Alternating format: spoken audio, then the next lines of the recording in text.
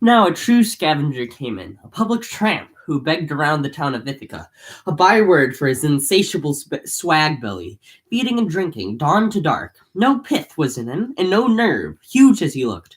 Arneus, as his gentle mother called him, had been nicknamed Irus by the young for being ready to take messages. This fellow thought he would rout Odysseus from his doorway, growling at him. Clear out, grandfather, or else be hauled out by the ankle bone. See them all giving me the wink? That means go on and drag him out. I hate to do it. Up with you, or would you like a fist fight? Odysseus only frowned and looked him over, taking account of everything, then said, Master, I am no trouble to you here. I offer no remarks. I grudge you nothing. Take all you get, and welcome. Here's room for two on this door slab, or do you own it? You are a tramp, I think, like me. Patience. A windfall from the gods will come. But drop that talk of using fists. It will annoy me. Old as I am, I might just crack a rib or split a lip for you. My life would go even more peacefully after tomorrow, looking for no more visits here from you. Irus the tramp grew red and hooted. Ho, listen to him! The swine can talk your arm off, like an old oven woman. With 2 punches, I'd knock him snoring, if I had a mind to, and not a tooth left in his head, the same as an old sow caught in the corn. Belt up, and let his company see the way I do it, when we square off. Can you fight a fresherman?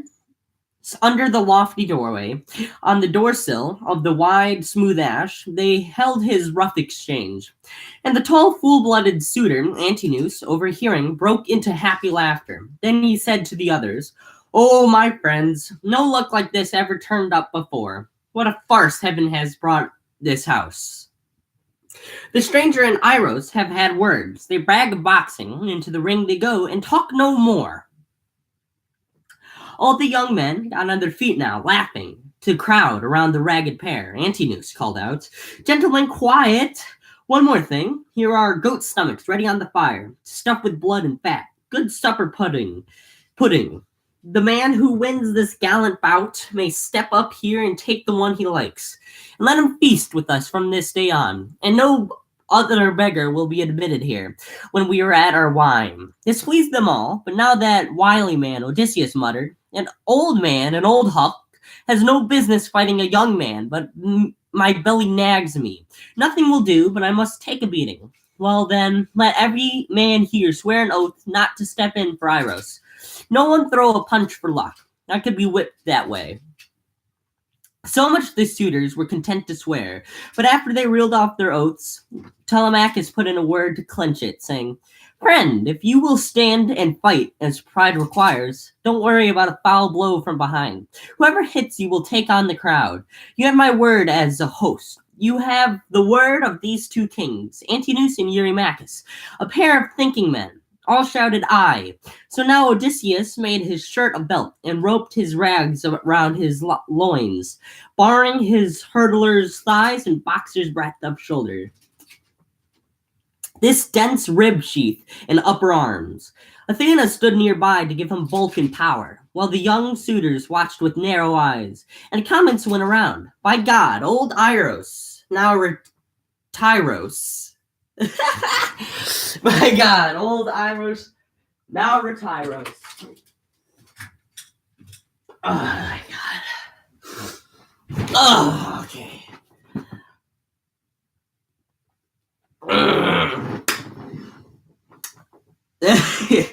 Aye, he asked for it, he'll get it. Bloody, too. This build this fellow had, under his rags. Panic made Irus' heart jump, but the yard boys hustled and got him belted by main force. Though all his blubber quivered now with dread, Antinous' angry voice rang in his ears. You sack of guts, you might as well be dead. You might as well never have seen the light of day. If this man makes you tremble, chicken heart, afraid of an old wreck, far gone in misery. Well, here's what I say, and what I'll do. If this rag picker can outfight you, I'll whip you. He won't whip you. I'll ship you out to that king in Epirus, Acotes, Aketos. He skins everyone alive. Let him just cut your nose off and your ears and pull your privy parts out by the roots to feed raw to his hunting dogs. Poor Irus felt a new fit of shaking take his knees, but the yard boys pushed him out. Now both contenders put their hands up. Royal Odysseus pondered if he should hit him with all he had and drop the man dead on the spot, or only spar, with force enough to knock him down. Better that way, he thought, a gentle blow, else he might give himself away. The two were at close quarters now, and Irus lunged, hitting the shoulder. Then Odysseus hooked him under the ear and shattered his jawbone. So bright blood came bubbling from his mouth. As down he pitched into the dust, bleeding, kicking against the ground, the teeth stove in. The suitors whooped and swung their arms, half dead with pangs of laughter. Then, by the ankle bone, Odysseus hauled the fallen one outside, crossing the courtyard to the gate, and piled him against the wall. In his right hand, he stuck his begging staff and said, "Here, take your post. Sit here to keep the dogs and pigs away. You can't give up your habit of command over poor waifs and beggarmen, you swab. Another time, you may not know what hit you." When he had slung his rucksack by the string over his shoulder, like a wad of rags, he sat down on the broad door sill again, as laughing suitors came to flock inside, and each young buck gave him greeting. In passing gave him greeting, saying maybe, "Zeus fill your pouch for this. May the gods grant your heart's desire. Well done to put that walking famine out of business. We'll ship him out to that king in Epirus, Achetos. He skins everyone alive." Odysseus found grim cheer in their good wishes. His work had started well. Now from the fire, his fat blood pudding came, deposited before him by Antinous. Then, to boot, 2 brown loaves from the basket, and some wine in a fine cup of gold. These gifts Amphinomus gave him. Then he said, "Here's luck, grandfather, a new day. May the worst be over now." Odysseus answered, and his mind ranged far. "Amphinomus, your head is clear, I'd say. So was your father's. Or at least I've heard good things about Nisos the Dolichian, whose son you are. They tell me an easy man. And you seem gently bred. In view of that, I have a word to say to you, so listen. Of mortal creatures, all that breathe and move, earth bears none frailer than mankind. What man believes in woe to come, as so long as valor and toughness are supplied him by the gods? But when the gods in bliss bring miseries on, then willy-nilly, blindly he endures. Our minds are, as the days are, dark or bright, blown over by the father of gods and men. So I too, in my time, thought to be happy, but far and rash I ventured, counting on my own right arm, my father and my kin. Behold me now. No man should flout the law, but keep in peace what gifts the god may give. I see you young blades living dangerously, a household eaten up, a wife dishonored, and yet the master will return, I tell you, to his own place, and soon, for he is near. So may some power take you out of this, homeward and softly, not to face that man, the hour he sets food on his native ground. Between him and the suitors, I foretell no quittance, no way out, unless by blood, once he shall stand beneath his own roof beam." All right. Some guy, he's like, "Hey, Odysseus, I want to fight you. I don't like you very much. You're not a good guy." And then Odysseus is like, "Okay, I'll fight you." And then he like reveals his big bulging muscles, and then all the suitors make fun of the other guy for wanting to fight him and that he was going to lose. And then he loses, and that's it. And then Odysseus is now talking to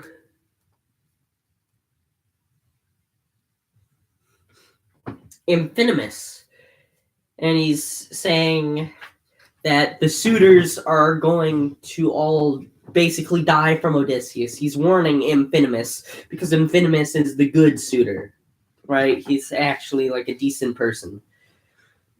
And so he's basically warning him that Odysseus will come back, which is him talking, and he will kill them.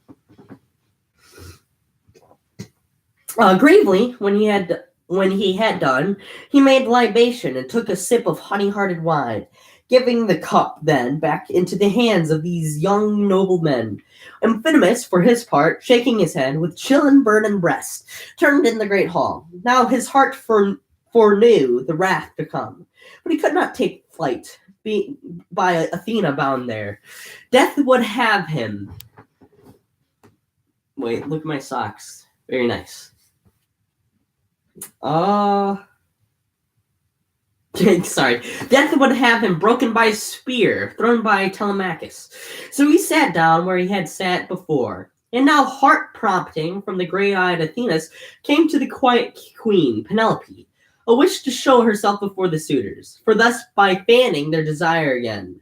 Athena meant to set her beauty high before her husband's eyes, before her son. Knowing no reason, laughing confusedly, she said, Your own to me. I have a craving I never had at all. I would be seen among those ruffians, hateful as they are. I might as ruffians, not ruffians, ruffians, hateful as they are. I might well say a word then to my son, for his own good. Tell him to shun that crowd, for all their gay talk. They are bent on evil. Mistress Eurynomé replied, Well said, child. Now is the time. Go down and make it clear. Hold nothing back from him. But you must bathe and put a shine upon your cheeks. Not this way, streaked under your eyes and stained with tears. You make it worse, forever sad. And now your boy is a bearded man. Remember you prayed the gods to let you see him so. Penelope replied, Eurynomé, it is a kind thought, but I will not hear it. To bathe and sleek with perfumed oil. No, no. The gods forever took my sheen away when my lord sailed for Troy in the decked ships. Only tell my Autonoi to come in hippodamy, that they should be attending me in a hall if I appear there. I could not enter alone into that crowd of men. At this, the good old woman left the chamber to tell the maids of her bidding. But now, too, the great-eyed Athenas had her own designs. Upon the quiet daughter of Icarius, she let clear drops of slumber fall, until the queen lay back asleep, her limbs unstrung in her long chair. Yeah. And while she slept, the goddess endowed her with immortal grace to hold the eyes of the Achaeans. With ambrosia, she bathed her cheeks and throat and smoothed her brow and smooth. Oh, sorry. No, I was right. And smoothed her brow. Ambrosia, used by flower-crowned Cytherea when she would join the rose-lipped Graces dancing. Grandeur she gave her, too, in height and form, and made her whiter than carved ivory. Touching her, so the perfect one was gone. Now came the maids, bare-armed and lovely, voices breaking into the room. The queen awoke, and as she rubbed her cheek, she sighed. Ah, soft, that drowse I lay embraced in, pain forgot. If only Artemis the pure would gain me death as mild, and soon! No heartache more, no wearing out my lifetime's desire and sorrow, mindful of my lord, good man in all ways that he has, best of the Achaeans. She rose and left her glowing upper room and down the stairs with her two maids in train. This beautiful lady went before the suitors. Then by a pillar of the solid roof, she paused, her shining veil across her cheek. The two girls close to her, and still, in that instant, weakness took those men in the knee joints. Their hearts grew faint with lust. No one but swore to God out to lie beside her. Oh my God. But speaking for her dear son's ears alone, she said, Telemachus, what has come over you? Light-minded you were not in all your boyhood. Now you are full-grown, come of age. A man from foreign parts might take you for the son of royalty, to go by your good looks. And have you no more thoughtfulness or manners? How could it happen in our hall that you permit the stranger to be so abused? Here in our house, a guest, can any man suffer indignity come by such injury? What can this be for you but public shame? Telemachus looked her in her eyes and answered, with his clear head and his discretion, Mother, I cannot take it ill that you are angry. I know the meaning of these actions now, both good and bad. I had been young and blind. How can I always keep to what is fair, while ye sit here to put fear in me? Princes from near and far, whose interest is in my ruin, are any on my side? or any on my side? But you should know the suitors did not have their way, matching the stranger here in Irus, for the stranger beat him to the ground. Oh, Father Zeus, Athena, and Apollo, I could see the suitor whipped like that, courtyard and hall, strewn with our friend, too weak-kneed to get up, chap fallen to their collarbones. The way old Irus rolled his head there by the gate, as though he were big pig drunk. No energy to stagger on his homeward path, no fight left in his numb legs. This is brutal.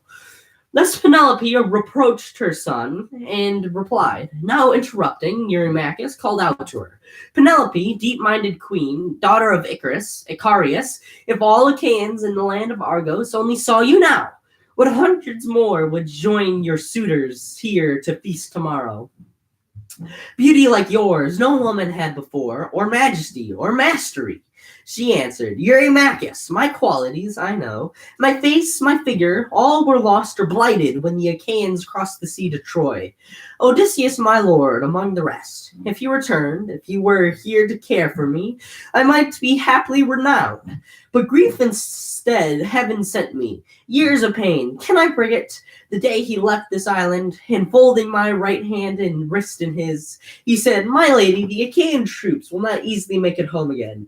Full of strength, unhurt from Troy. They say the Trojans are fighters too. Good lances and good bowmen, horsemen and charioteers. And those can be decisive when a battle hangs in doubt. So whether God will send me back or whether I'll be a captive here, I cannot tell. Here, then, you must attend to everything. My parents are in our house, will be a care for you, as they are now. Or more, while I'm gone. Wait for the beard to darken our boy's cheek. Then marry whom you will, and move away. The year he spoke of are now past. The night comes when a bitter marriage overtakes me. Desolate as I am, deprived by Zeus of all the sweets of life. How galling, too, to see newfangled manners in my suitors. Others who go to court, a gentlewoman, daughter of a rich house. And sheep along. Her friends ought to be feasted, and gifts are due to her. Would any dare to live at her expense? Odysseus' heart laughed when he heard all this. Her sweet tones charming gifts out of the suitors, with talk of marriage, though she intended none. Eupeithes' son, Antinous, now addressed her. Icarius' daughter, O deep-minded queen, if someone cares to make you gifts, accept them. It is no courtesy to turn gifts away. But we go neither to our homes nor elsewhere until all Achaeans hear you take the best man for your lord.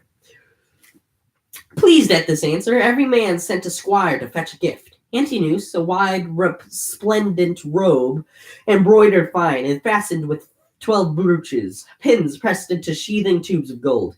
Eurymachus, a necklace wrought in gold, with sun-ray pieces of clear glinted amber.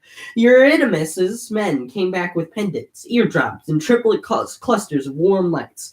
And from the hoard of Lord Polyctor's son, Pysandros, came a band for her, white throat, jeweled in adornment. Other wondrous things were brought as gifts from the Achaean princes. Penelope then mounted the stair again, her maids behind, with treasure in their arms.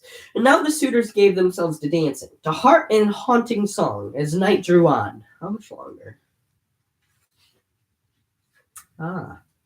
3, 4, 5 more pages. Dang it. All right. 4. Wait. 1, 2, 3, 4. Yeah, no, I was right. 5 pages. Black night indeed came on them at their pleasure, but 3 torch fires were placed in the long hall to give them light. On hand were stores of fuel, dry seasoned chips of resinous wood, split up by the bronze hatchet blade. These were mixed in among the flames to keep them flaring bright. Each housemaid of Odysseus took her turn. Now he himself, the shrewd and kingly man, approached and told them, Housemaids of Odysseus, your master so long absent in the world, go to the women's chamber to your queen. I want you guys to see this.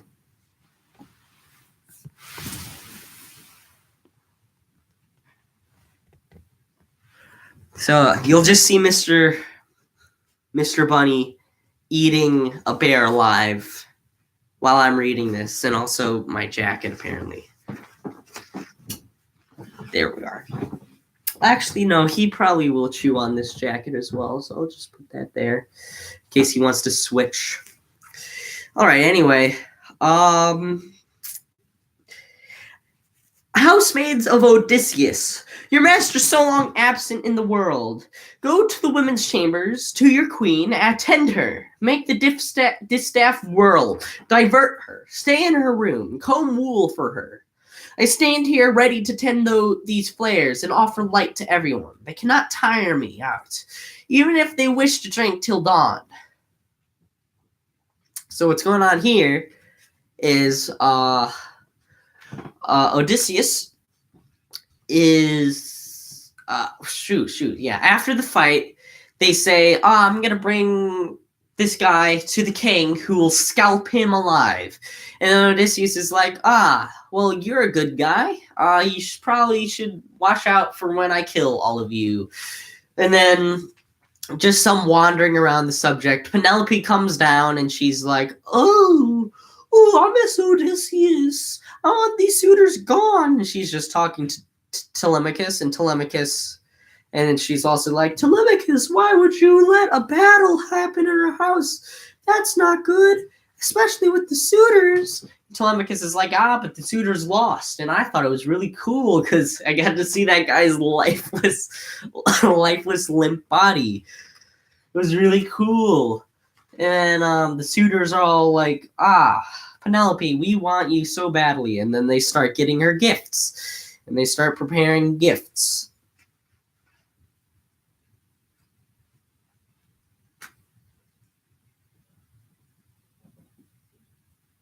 And then Odysseus, the shrewd and kingly man himself, said that the maids should attend to Penelope, make her feel nice and welcome. All right, anyway. But the women giggled, glancing back and forth, laughed in his face. And one smooth girl, Melantho, spoke to him most impudently. She was Dolius's daughter, taken as ward and Mr. Ward, in childhood by Penelope, who gave her playthings to her heart's consent, and raised her as her own. Yet the girl felt nothing for her mistress, no compunction, but slept and made love with Eurymachus. Her bold voice rang now in Odysseus' ears. You must be crazy. Punch, drink. You can't see him anymore.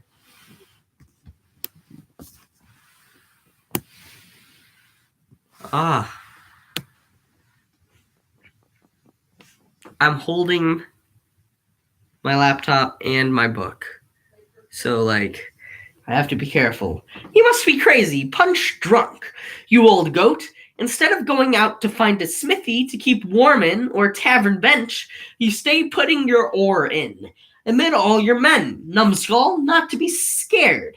The wine you drink has clogged your brain. Or are you always this way, boasting like a fool? Or have you lost your mind because you beat that tramp, that Irus? Look out, or someone better may get up and give you a good knocking about the ears to send you out all bloody.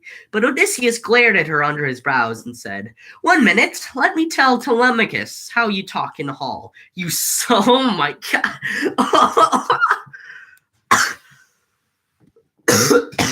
Oh my God. Okay, I'm gonna say it, but just be warned about the language. 1 minute. Let me tell Telemachus how you talk in hall, you slut. He'll cut your arms and legs off. Oh my God. Jeez. Oh my God. This hard shot took the woman's breath away and drove them quaking to the rooms, as though knives were behind. They felt he spoke the truth. So there he stood and kept the firelight high and looked the suitors over, while his mind roamed far ahead to what must be accomplished. They, for their part, could not now be still, or drop their mockery, for Athena wished Odysseus mortified still more. Eurymachus, the son of Polybus, took up the banning. angled for a laugh among his friends. Suitors of distinguished queen, he said, hear what my heart would have me say. This man comes with a certain aura of divinity into Odysseus's hall. He shines. He shines around the noggin like a flashing light, having no hair at all to dim his luster.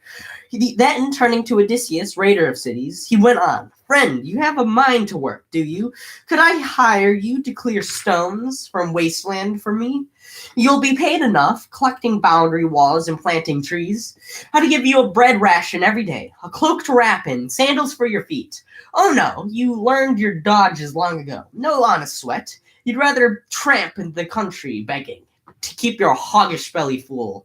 The master of many crafts replied, Eurymachus, we too might try our hands against each other in early summer when the days are long, and meadow grass, with one good scythe for me, and one as good for you. We'd cut our way down a deep hayfield, feast fasting till late evening.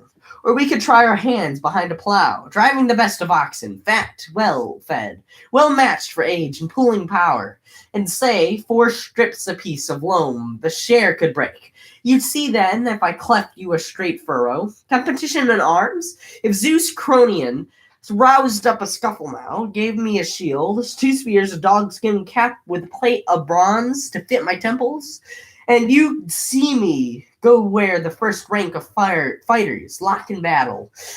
There would be no more jeers about my belly.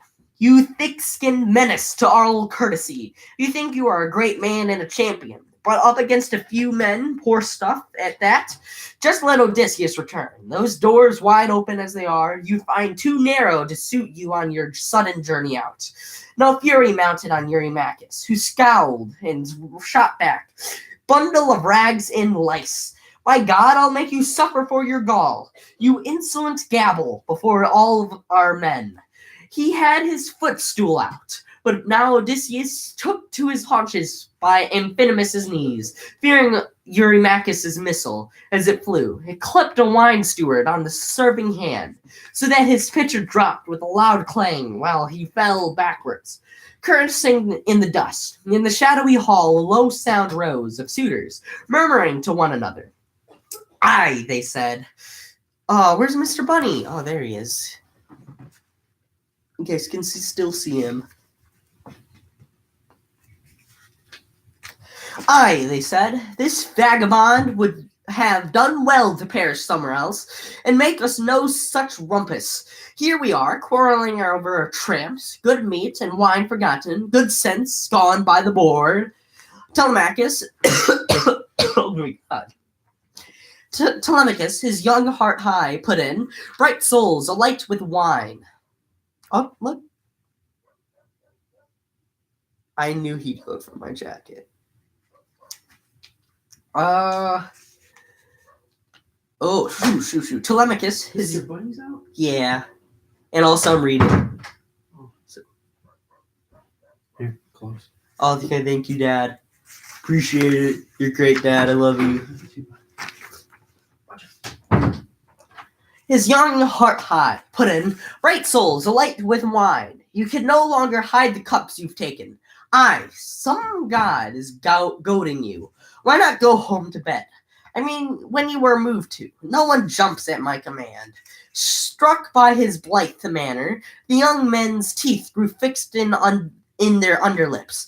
But now the son of Nisos, Lord Amphinomus of Aretides, addressed them all. Oh, friends, no ruffling replies are called for. There was fair counsel. Hands off the stranger now, and hands off any other servant here in the great house of King Odysseus. Come, let my own herald wet our cups once more. We'll make an offering, and then to bed. The stranger can be left behind in hall. Telemachus may care for himself. He came to Telemachus's door, not ours. This won them over. The soldier Mollius Dolician, herald, comrade in the arms of Lord Amphinomus, mixed the wine and served them all. They tipped out drops for the blissful gods, and drank the rest. And when they had drunk their thirst away, they trailed off homeward, drowsily to bed. Summary. Odysseus beats up a suitor after the suitor insulted him. And then Penelope comes out and she's sad and she's like, why did this fight start? And Telemachus is like, because it was cool and I liked it. And then the suitors was like, we got to get some gifts. And then Odysseus says to the maids, treat Penelope nicely. Penelope deserves to be treated nicely. And the maids were like, you're like an old man. I don't listen to old men. And then he calls them a slut. He calls them a slut, which was very... that's what they said. And then they were very insulted by that and went crying to the rooms. And then Eurymachus tries to challenge Odysseus, but Odysseus is like, maybe another time. And then Telemachus was like, why don't you guys take me seriously? And they're like, okay, let's just cool it down, guys. And that was it. That was the chapter. Literally nothing happened. Literally, like seriously, nothing happened. Nothing happened. Ugh.